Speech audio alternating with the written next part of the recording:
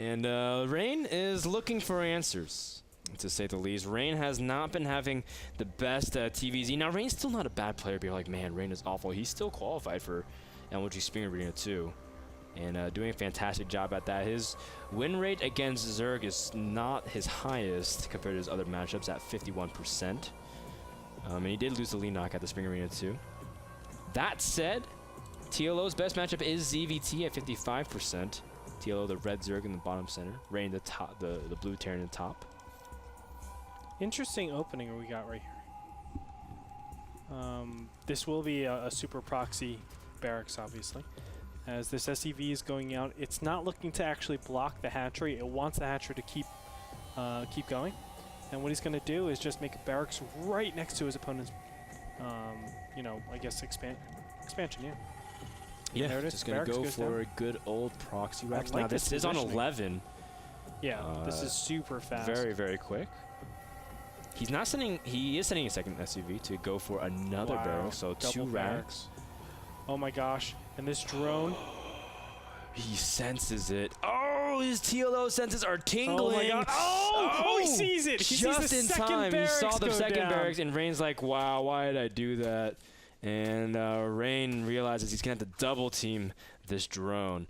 For now, we see that Rain is just still trying to resume everything else. He's sending yet another pair of SCVs, and TLO is also sending his own SCVs. Now, TLO wisely throws down the pool, and now we have ourselves a very delicate balance. This SCV is tucked behind that second barracks that is currently under construction, so the first barracks will finish. Now, this is a lot of economy loss for both players. You see 4 SCVs and 3 drones are out, but very costly for Rain. He's going to have to really make this rush worth it. Otherwise, he's going to risk falling very far behind. But I like what we see. The spawning pool comes out before the hatchery, and that'll keep him pretty safe. Now, it's still very dangerous for TLO. I want to add that. It's important, I think, to actually have a drone inside your opponent's base, and that way you know if this is a continued all-in or if this is some sort of, you know, expansion play directly behind this. TLO does have 2 drones, which could flank if for some reason he decided to commit to it. TLO also pulling back the weak drones, really trying to micro as best as he can. Wow, a great pick off there. And you can see the drones going for the flank, trying to see if he can get some damage on TLO, trying to pull as fast as he can. Zerglings are now out into the field. The bunker isn't done, so that should give a huge advantage to the Zerglings. And picking off another SCV, great targeting micro from TLO. Yep, but good micro should keep him alive against this battle, but he's not actually focusing down the weakened Zerglings. But still, overall, really, really nicely done by Rain. Still, I don't think he'll be able to continue this pressure, as the Zergling count should arise pretty fast. Not only that, the Queen coming out here with 5 range, you will be able to defend against a lot of different Marine play.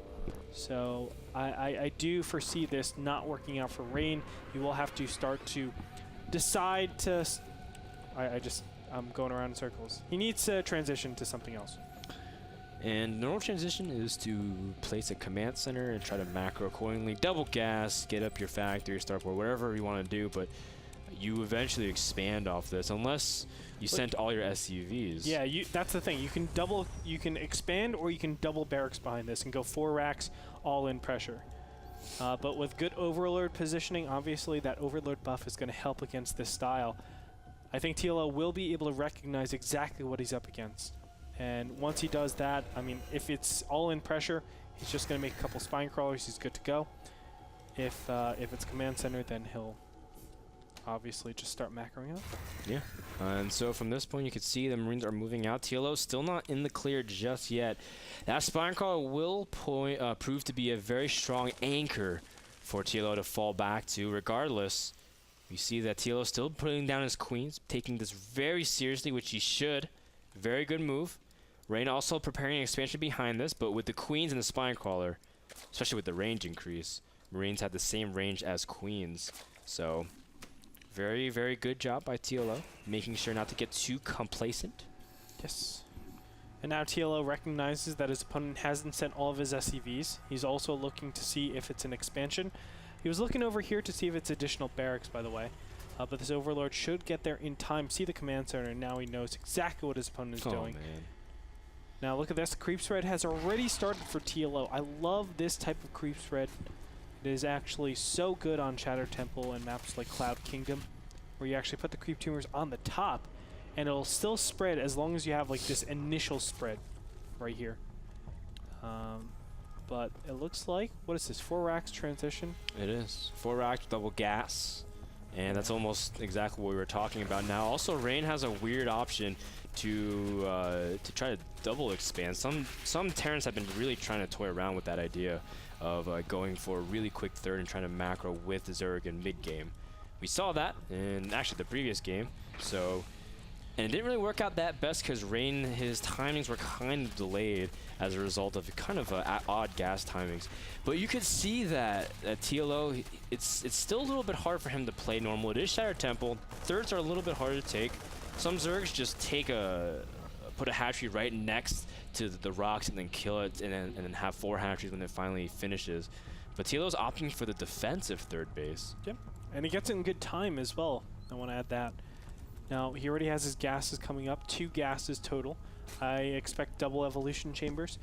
One thing to note is when you're Terran in this position, you are deathly afraid of Zergling Baneling all-ins right now. I mean, when you go 4 racks, a great way to play against this is to go Zergling Baneling expand. And basically, I mean, you have to traverse across the map if you're Terran. To do any sort of damage, you have to fight on creep. It's not favorable. And with delayed medevacs, you just don't have the capacity to do that continued aggression. Rain is doing what we thought he would do. He's going for another command center, preparing to take a quick third off of it while staying on bio, which I like. The difference is between this game and last game was trying to tech while going for a third command center and just really didn't have enough units to put pressure on, and instead going for a bunch of bio upgrades. Now, last night at the GSL, I don't want to spoil too many things, but Marine King did try to go for this kind of opening, a little bit similar, not necessarily this far behind in the early game because TLO held that rush off beautifully. But nonetheless, Marine King was really sticking with Marine Marauder with just a couple of tanks and medevacs and support, but really capitalized on mobility. And we've been seeing some Koreans try to default to that because they've been trying all kinds of compositions because the standard Marine tank have been shutting down very easily. Yes. And so, what do you think about this kind of choice from Rain, especially that he's moving out, trying to get a stim timing in combat shoots? I don't know if there is a timing in here. I think he's just attacking for the sake of attack. I think this build actually beats very few builds that TLO is doing. And while Goose is about to finish here, he will have to back up. But still, I mean, TLO has ample time to actually react to this. I just don't know what this beats. I think it's just to get map control. So if it doesn't beat anything, what does it actually accomplish? Well, it gets map control. Obviously, anything that doesn't have creep on it, you can walk across and feel fairly safe. But what is he going to use that map presence for? Is it just to, you know, remove creep tumors from the board? Well, that's a pretty expensive way to remove creep tumors. So that's why it's a little bit interesting. I would say kind of inefficient that we see this build coming up from. Well, the big thing is that creep isn't in the middle of the map, and Rain's just gonna go ahead and ball up, let his Marauders absorb a lot of damage. Now, Marauders don't have concussive shells to slow down the Banelings, but he's targeting them down. Great targeting, Micro, and he's gonna back off. This is fantastic from Rain. Can he snipe another Baneling? And it looks like they immediately detonate on one of the Marauders. This is a very good position, but another thing that was implied is that a huge stim was done on all the units, and so Rain's units are immediately weaker because of that. Yes. So he has to be a little bit more cautious as if he didn't get a combat shield upgrade. I am really, really confused. I don't know why he's actually engaging out here. That is TLO. I don't know why he's engaging out here. This is when his opponent is obviously the strongest. But it looks like there is going to be some sort of sandwich over here. These Zerglings in the top left will have no way out, but maybe there's a reverse sandwich? I'm not sure right now. There's a lot of layers, that's for sure. You can see TLO now backing off, seeing that many Marines. He has a lot of Banes as well, but with no speed or creep, TLO is not able to really engage. He's gonna have to back off. Baneling speed, Centrifugal hooks about 90% done, needs just 20 seconds before it, but you can see Rain stimming some of his units this time. A fantastic choice from last time, only stimming just a couple of them to make sure to take some of the damage, because otherwise at this point, if you stim again, one shot from the Baneling should be able to kill off everything. Yeah, and this is really unnecessary. I don't think TLO should be attacking on, or excuse me, off creep. I think that's obviously to Rain's advantage. But here we go. The Banelings will waddle in here, and they're going to hit really nicely on a couple of Marines there. And TLO will clean up so nicely. The 1-1 is kicked in. for the Terran, so he has equalized the upgrades, but it's just not enough. That's what I'm talking about. These Marines, the Marauders, because they only have one stim, well, inevitably they only have one Baneling shot to die. So that's really difficult for them. You only live once, Andre. You only live once. YOLO. You so gangsta, son.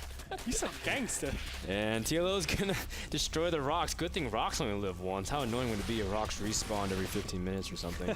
How troll would that be? Because that means the rocks would respawn right now in front of the Zerglings. But you can see TLO he knows that the third isn't really saturated, so there's a good timing when he can capitalize on it. He's gonna go straight into the supply depot at the natural, trying to see if he can bust his way through. A lot of beans were spent trying to break the initial defense. We can see Rain cutting back as much as he can. The Zerglings are now entering the natural as well. Marauders trying to go to work. Medevacs are out, meaning that the efficiency of the Marines get tenfold increase, but you can see there's still a lot of Banelings with centrifugal hooks. They detonate not at the ideal location, but regardless, you see the Zerglings still working on the mineral line. And Rain stabilizes, but he did take ample losses. 16 workers have been killed. And you can see Rain still looking to saturate his bases with only 43 SCVs. But TLO has a giant lead in the upgrade wars. You can see 2-2 almost finished. He should wait for that. Zerglings are going to go to the top left-hand corner. That's what he needs to do. He does not want this one expansion to start up, because if he does, then he's on kind of even bases. And here we go. Zerglings are going to intercept all these units. The Banelings! Oh my gosh, nice pickup by Rain. Very close. And now he's going to start ferrying around this fourth base and the third base. That's a really annoying position, because remember, he can choose to drop on this low ground over here and go to the high ground and just ferry back and forth, so it's really hard to position your units. Yeah, TLO trying to make sure to predict where his opponent's going perfectly. Rain has to pick up these units before the Banelings. He does manage to pick off most of them, but only some of them managed to survive. You can see that the Zerglings are also trying to work on a very good switch by Rain. His third has been officially forced to lift, though. That's a great win for TLO as well. Now, TLO, if he can stabilize, will be on 5 bases compared to the 2 of Rain. He's also going for a run by at the natural, trying to see if he can pick off some more SCVs. Rain not paying attention, trying to see if he can pull his Marines back. Regardless, Rain is now taking heavy losses, and he can't really afford to trade. 2-2 is about to finish for him, but I don't think he can really continue to trade like this. No, he can't. And Zergling Banelings are really, really cost efficient against this style. That's why a lot of people, I mean, that's why that 40 Baneling hit at like 12 minutes in has been a really constant style, because the Hellion Marauder Marine style has surfaced up and proven to be very strong. But when you're just Marine and Marauder, you don't even have Hellions, then obviously that's a big problem. And that's why we see TLO just manhandling his opponent. Yikes, you can see the Banes cleaning everything up. Oh, the Banelings get another great shot. TLO cleaning up everything at the natural.